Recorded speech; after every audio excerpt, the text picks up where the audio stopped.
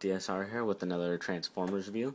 This time I've got Transformers Prime Soundwave, and he's a lot different of a character in the show than traditional Soundwave. He doesn't talk at all, and he doesn't even really have a face. He's just got this screen on his head, and the screen is just black. And I think there's a Replo labels set that gives him a couple different faces. You know, I might pick that up down the road, but outside of that, he looks great. He's got a lot of really awesome paint apps. You know, like I said, the faceplate is black. He's got silver on his face. He's got purple on his neck and on the inside of the wings, which you can see better in a minute. And he's got really cool pink, you know, on his arms, on the sides of the legs, on his knees, and then also on his hip, which you'll see in a second. And it really reminds me of the War for Cybertron kind of light effects that a lot of the Transformers had, like Optimus Prime does with his waist and with his knees and with his little headlights up here. Kind of like a glowing pinkish, which is really cool. I really like it all over him. I don't have very many other figures that have something like that. I'm not really sure how many actually do, besides like the War for Cybertron guys. But he has a lot of the really rubbery plastic, like on his antennas up here, his heels, the backs of his legs, and these fins back here, as well as his forearms, which I'll show in a second. But as a robot mode figure, he looks really cool. And I'll show you guys Laserbeak in a second. And Laserbeak is plugged into his chest, and without him in there, he's just got really weird cavities that look kind of funky without actually having him in there. So I just keep him in there all the time. But he's got really good articulation on his arms, like ridiculously good. Yeah, these arms you can even do like a little chicken stance, but it's mostly just because it folds up for robot mode, or for vehicle mode, I'm sorry. And they fold out just like that. He's got one joint here, yeah, another swivel, a ball right here, another swivel here, actually two right here. This one's more of a clicking one, but it does swivel here. So I mean, he's got, you know, 1, 2, 3, 4, 5, 6 points of articulation just on his arms. You know, he can go like that. He can go straight out. He can kind of come in at an angle. You can do like what I did with his, you know, pissed off crossed arms kind of look. One of the major complaints I do have about him, though, is his leg kibble, which is understandable just because it's the whole, this right here is the whole front of his, like, plane mode. But it's this really rubbery plastic that's just kind of, it's kind of iffy. And then his heels are also the rubbery plastic. It feels like, anyway, I'm pretty sure it is. But the way it works is when you transform him, you pull his foot down and you pull this piece up. But it's, you know, half of his balance right here. And when they get loose and you set them down, as soon as you set them down, they readjust, like you can see on his leg right here. If you have them positioned and you set them down and they push back or whatever, so if you barely bump him, you know, you can screw up his feet and he'll fall over. So you just got to be really careful about his feet and the way you have him positioned. So it is sometimes a little bit hard to get him to stand up right, but you know, that's just a small gripe. He also has like the weird double jointed knee thing going on, where his knee like swings backwards and then forward, and he's got this knee pad right here, which is kind of cool. It's really interesting and different, especially for like a Soundwave, almost like alien or insect-like sort of. And he's just got this hip swivel here, and it's on a ball joint. They only go about that far, but you know, no big deal on the legs. I really love the arms. So there's so many different positions you can get him into, and he's really fun to play around with like that. And with the head, and you can kind of, it's spring loaded, so you can't, like, it's hard to keep him like looking upwards, and you can do that without, like, silly because his face is kind of flat. Really, you can kind of have him as like a little hunchback sort of thing, or you can, which is cool. You can have his head really low so he can be like stocky and like creepy. You can also have him upright and kind of like paying attention. You know, when he's in the presence of Megatron, he can be alert and ready to receive information.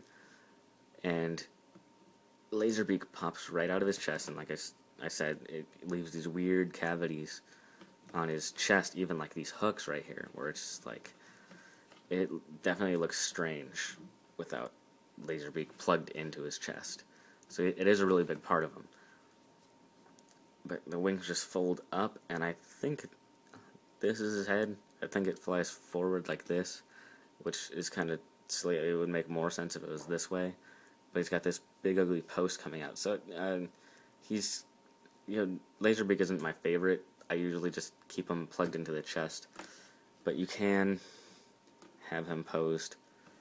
He has these 5mm peg holes, and this is kind of a 5mm peg, sorta. But it does plug into his hand, so we can have Laserbeak resting on his arm, or ready to send off, which is really nifty. So, and Laserbeak does have some paint apps on him too, like this bluish black. Let me switch him over to vehicle mode real quick. And here we have Soundwave in vehicle mode. As I said, he's playing kind of like a unmanned aircraft drone. He does have a little landing gear wheel here that folds out of the feet underneath the cockpit area, or not cockpit because it's unmanned, but the nose, it folds out from under here, and these pointy pegs or whatever, he sits down on them like that. And you can actually, if you want to, there's a couple different ways you can display him. You can have his arms all the way out if you want him to have a longer wingspan, but then he's got his fingers hanging out, so that looks kind of silly, but it's up to you. He also, you can kind of see that those pink lines I was talking about kind of look like eyes, and the front of his face, or the front of his nose, almost looks like a bird. He can also open the front of his vehicle mode sort of like a mouth. Actually, very much like a mouth, which is cool. So it kind of looks like a bird-ish sort of thing, which is cool.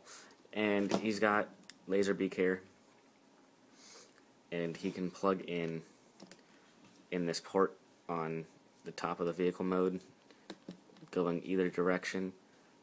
For storage, that's how the instructions officially say he gets stored in vehicle mode, but you can just leave him plugged in the way you have him plugged in robot mode, and you can have his wings hanging down like this too, and even them out so they're even with the wings in the back. And I kind of like that, when you're playing around with them or something. If you have a stand, he could sit up or something, or be hanging, and have them like that, and have those extra wings back there.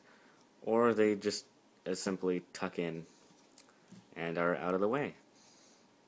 And that way, Laserbeak fills in that area in there, and you can fold the wings up, move them around, and the landing gear still works. That's pretty much it for vehicle mode. You can see the paint apps underneath still. There's not much to say about vehicle mode.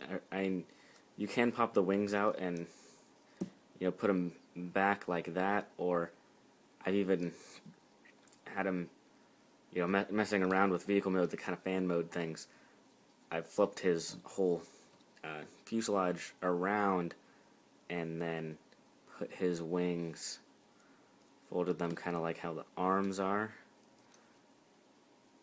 and sort of, what did I do? Let's see.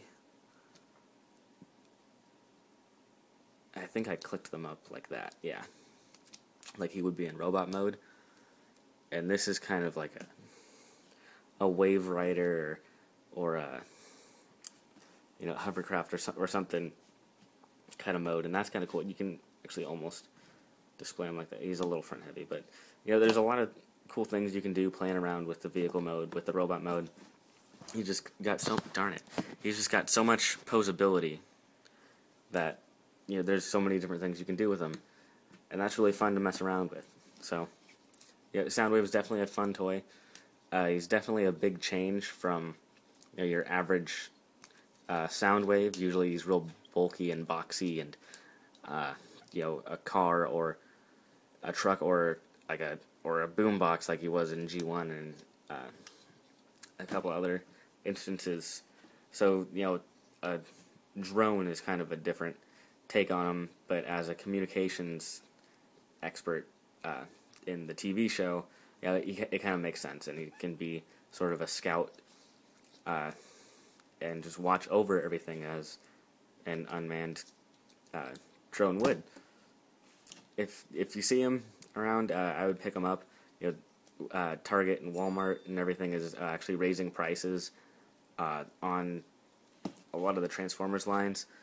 I got him when he was still like under $13. Now they're like up to 15 or $16. But I would say it'd be worth it to grab him. He doesn't really come with any accessories besides Laserbeak, but he's still really fun to play with. And he's got so much posability. There's a lot of character in a character who doesn't express himself, really. A lot of expression you can get out of the figure. And he's just really fun to play around with. Thanks for watching.